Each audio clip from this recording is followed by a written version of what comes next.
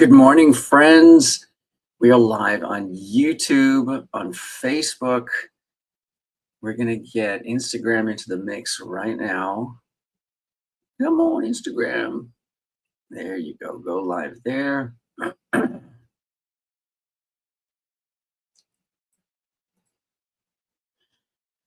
Three casting directors last week all accidentally taught me the same lesson. Good morning. This is the morning report from the Working Actor NYC. This is your place for strategies and real life stories to help you build a successful, sustainable acting career. Good morning, friends.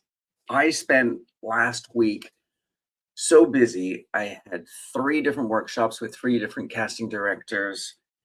And I spent some of the weekend at Pride in New York City, and everything was pointing me in the same direction. Who are you? So last week was so busy, and I did 3 different workshops with 3 different casting directors, 3 totally different personalities and types. Good morning, Uncle Willie. Good morning, AK-47 Chill Dog. Hey, Charlie XCX, come on in. This is the morning report from the Working Actor NYC. So the first casting director workshop that I did last week was with Matthew Glasner, who works with Doug Abel and Stephanie Holbrook and working on really top level, high quality films. He's also branching out into his own independent film casting opportunities. And the big lesson from Matthew, apart from the fact that he's a really, really charming, lovely person to spend time with, but the interesting thing that he really wanted everybody in that workshop to know was that when you're first meeting a casting director, if you're sort of in the early stages of your dating with a casting director, don't show them everything. Don't try to show them everything you can do. Don't show your range. Don't show your variety. Show them the thing that you are excellent at, the wheelhouse of your acting career where you are undeniable, so that he knows exactly how to use you. That was his focus. Don't show me your range. Show me who you are. Show me where I can use you right now. That was Matthew Glasner. I then had my 4th session with Kim Misha, legendary casting director here in New York City. Kim Misha and Beth Bowling cast all kinds of projects, but I mean, including Marvel procedurals, network procedurals. And because it was my 4th time working with her, I really wanted to test out the strategy that I had been working on for these casting director workshops, which was branding and labeling my branding. Everybody resonated with the label that I had created for my branding. One of my go-to undeniable wheelhouse character types is the elegant menace. And it dovetailed perfectly with the scene that she had assigned for me that week. And so I had no problem saying elegant menace. I had no problem incorporating that into the Q&A, the discussion that we had about my work. And it's not just that the phrase is clever and memorable. It was language that she immediately knew attached to me. I guarantee you that if she's ever casting an upscale villain, she's going to think of me. I guarantee it. I have not, George Cooper. I don't know what that is. Let me know what that is. So that was Kim Misha. It was a great opportunity for me to test this branding label that I had created for myself. And I gotta say, it felt entirely successful. Then my third casting director workshop for the week was with Marcy Phillips. She is the vice president of casting for ABC Entertainment. And has been doing it for decades. We don't throw legendary around a lot, but I would certainly put Marcy Phillips up there. And I got my first opportunity to work with her the past week. I've got another one coming up this week. And her focus was very much about the craft of auditioning. Okay, George Cooper, thank you for letting me know. It's not a place where I eat very much, but thanks for letting me know. Uh, let's just check in.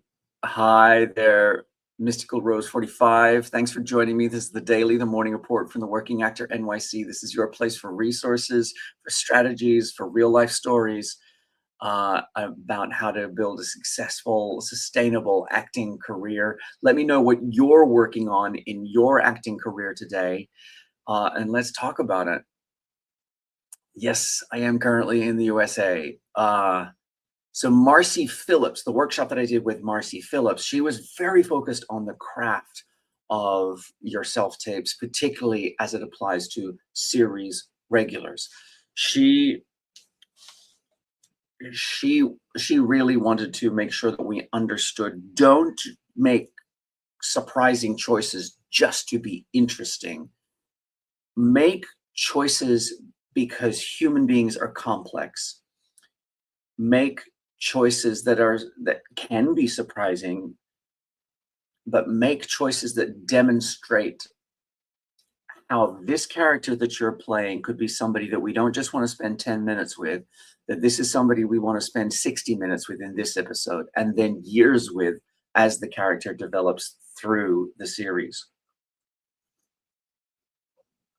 Because those choices demonstrate your imagination. They demonstrate your choices. And this is what casting directors want to see. They want to get to know you. Who are you? Don't be a blank slate. Don't be a blank piece of paper. Make choices that show you, that show your imagination, the depth of your imagination, the depth of your choices, your complexity. And then because that's what builds a character that the showrunners want to write for, that they want to keep developing. But it really comes back to exactly the same question that all three of these casting directors were going to, which is, who are you? That's who they want to meet. That's who they want to see. What's your essence that they can incorporate into a character? And that complexity, that question of who are you, is personal to every single one of us. And there's no wrong answer. There is no wrong answer here. You cannot fail at this. There's an incredible freedom in discovering that you cannot fail at answering that question. And then, here in New York City, we had Pride weekend, and I got to be out in it for a few hours with my good friend Patrick, who I do my podcast with. Oh, and we'll get to the podcast in a minute. I need to talk to you about the podcast.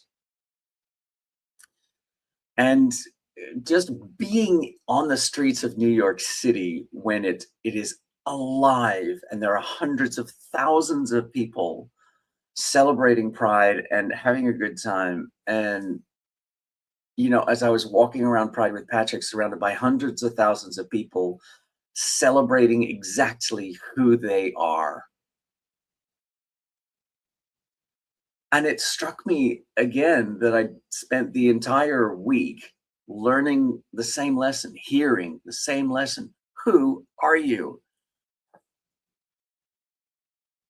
And then you have to make the step, I think, to be brave enough to put that into your work, to be self-assured enough to say, this is who I am, and this is how I see this character. These are the choices that I want to make.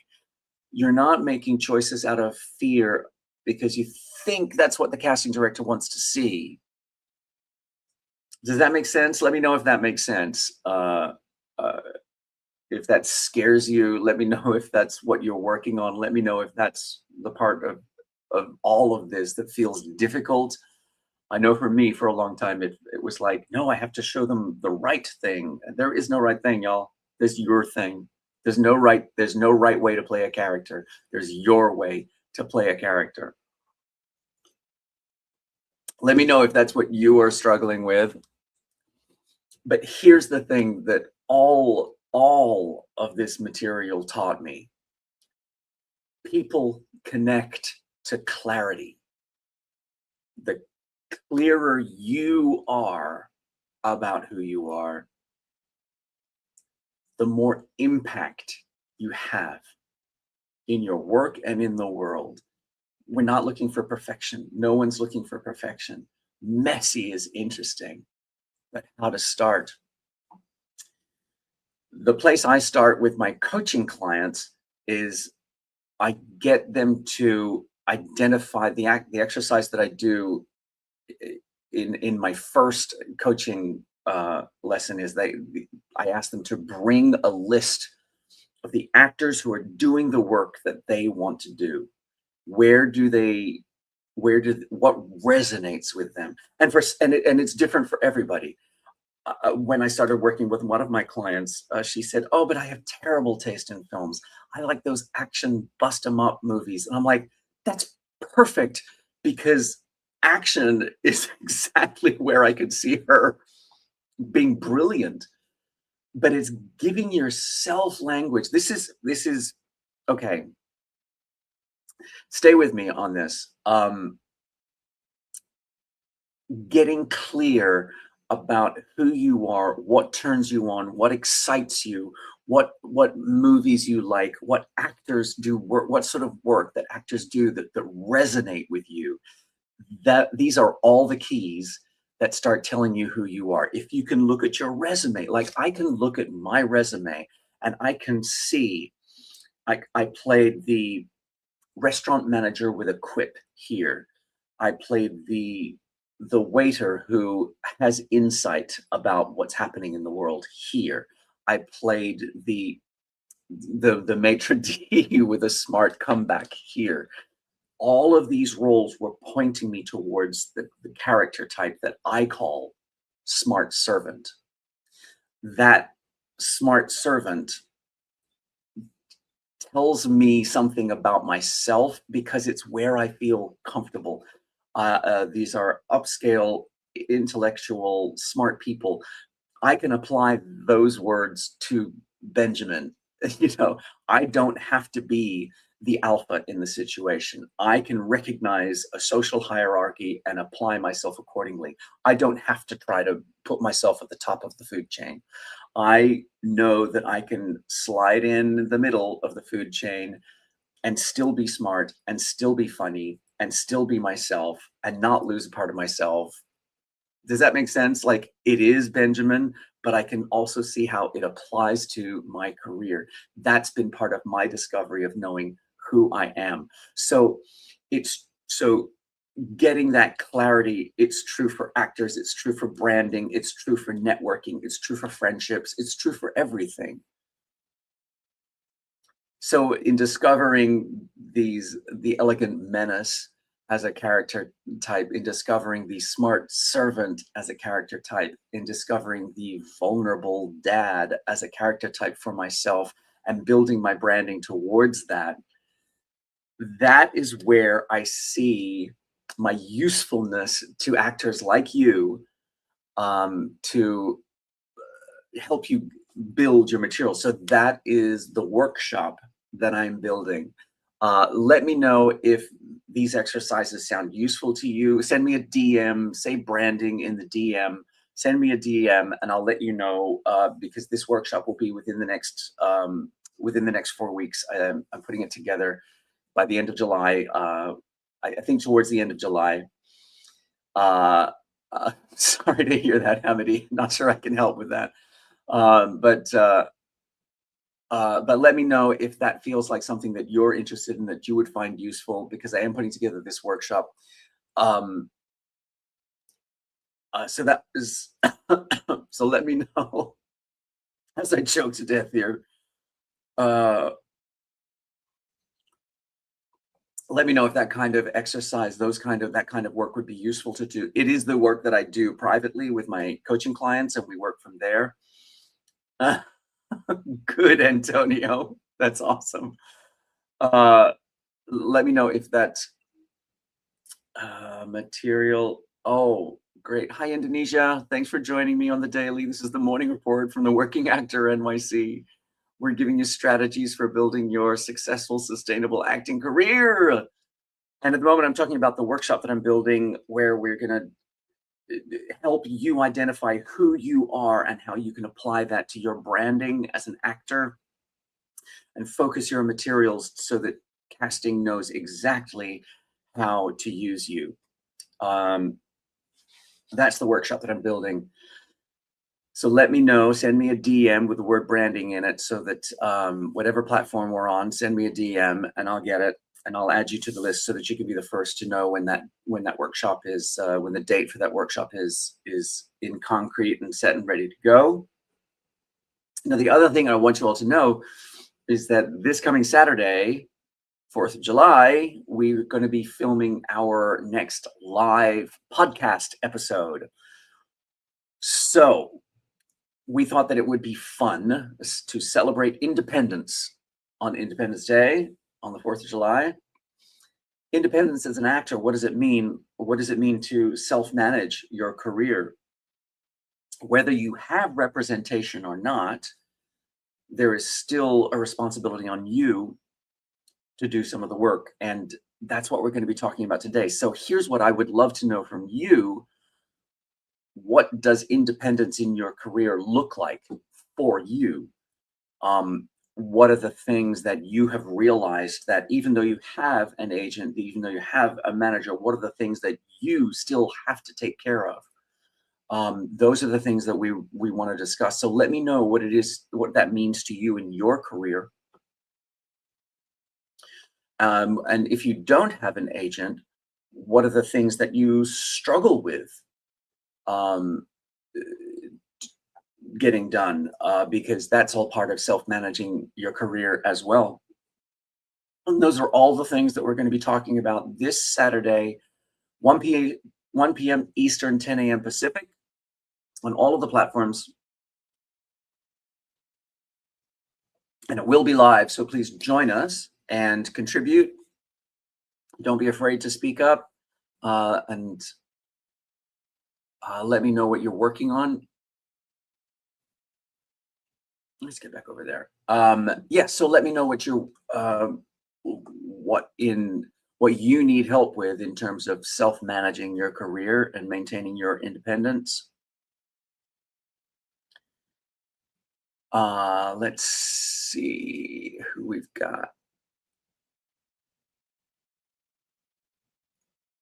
JT Gladden is here. Thanks for being here, JT. Let me know what you're working on in your acting career, what you need help with, and let's talk about it.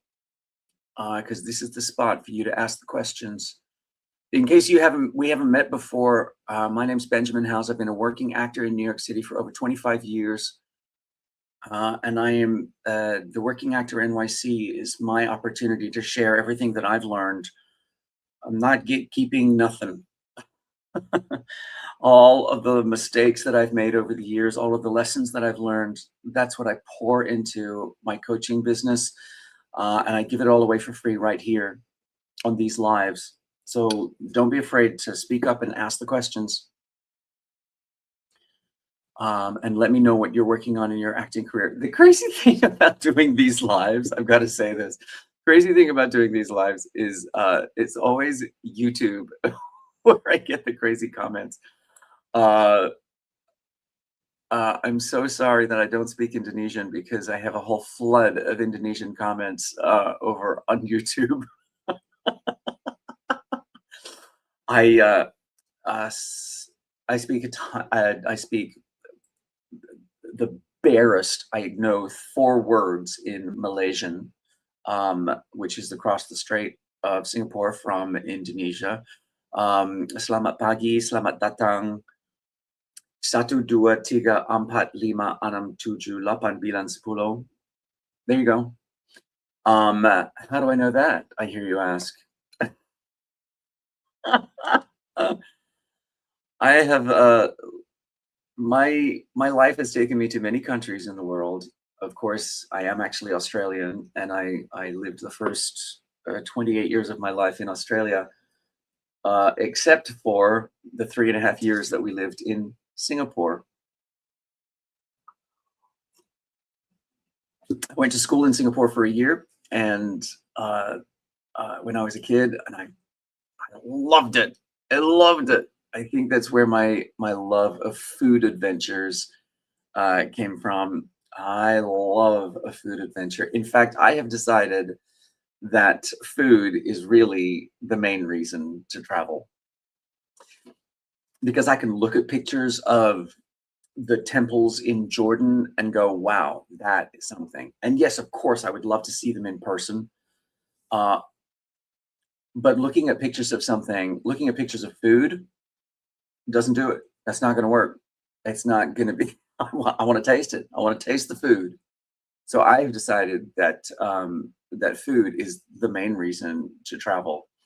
Um, have I been to Indonesia? Oh, I did a job in Jakarta.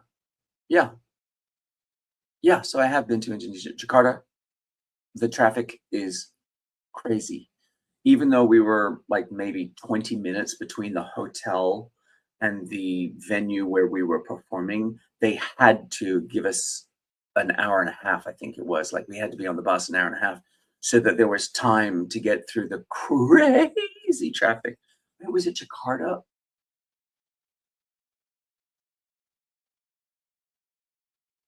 Yeah, no, it was Jakarta. Yeah. Ooh, I do love a food adventure though. I mean, the food was unparalleled. I just love it.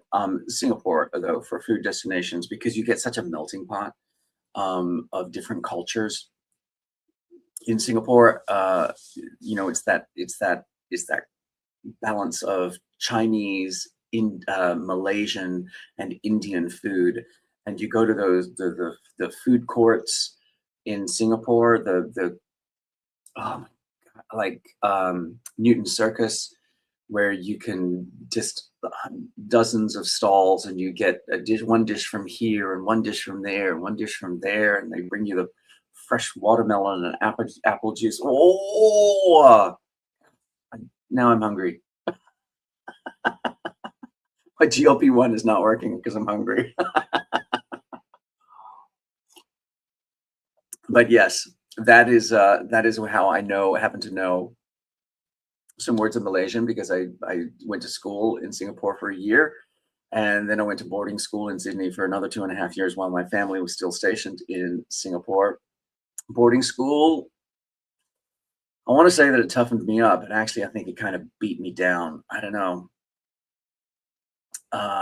It certainly made me retreat more into the things that I knew I was good at. I think that became part of my determination to become an actor, is because the contrast that I felt living in boarding school. I was 11 or 12 or something, and I love to sing, and I love to perform, and I love to act, and I was surrounded by cricket playing farmers, because in boarding school, the guys who lived on farms in the country had to, if they were going to this school in Sydney, they had to be in the boarding house as well. So it was a formative experience, but not one that I enjoyed at all. But it did help me become lean. It did help me become who I am, because I leaned harder into the things that I loved. I retreated actually into the things that I loved. And one of those, of course, was the theater and plays and books and reading and expanding my mind and becoming different characters. And that's how I became more deeply into into the theater. And as soon as I got the opportunity to, here's a story for you. I got my first professional acting job when I was 10 or 11.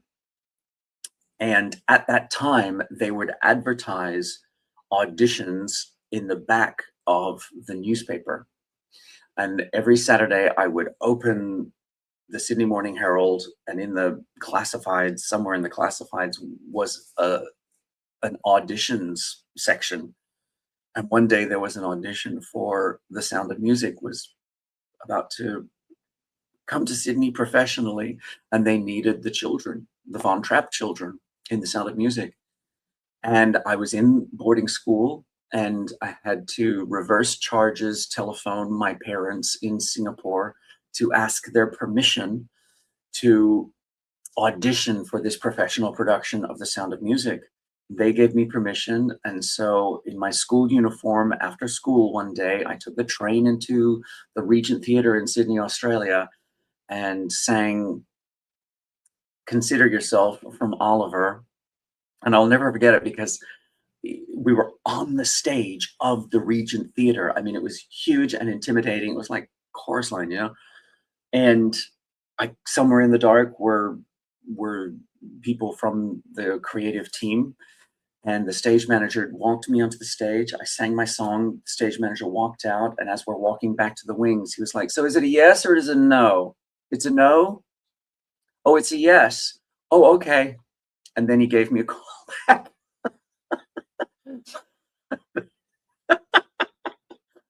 So I got a call back, and then the callback process started. But I'm doing all of this on my own. I'm this little 10-year-old signing myself out of the boarding house to catch the train to the city. And yeah, it was such an adventure. And eventually I booked the role. And because I booked the role and was going to be performing at nights in the city, the boarding school would not take responsibility for me to get to and from the theater at 10:30, 11 o'clock at night, whatever it was.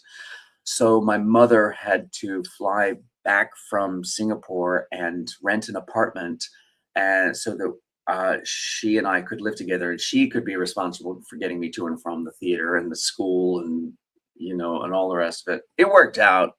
It was all fine. Everything worked out. But that was my first professional job. All right, friends, I have talked way too much. This has been great. Thank you for joining me on the morning report from the Working Actor NYC. Stop right back here at 8 a.m. tomorrow morning. Let me know what you're working on in your acting career. Wherever you are in your career, you got this. Keep going. I'll see you tomorrow. All right, friends, I'll be right back here at 8 a.m. tomorrow morning. Come back and join me, whatever platform you're joining me on. Come back and join me.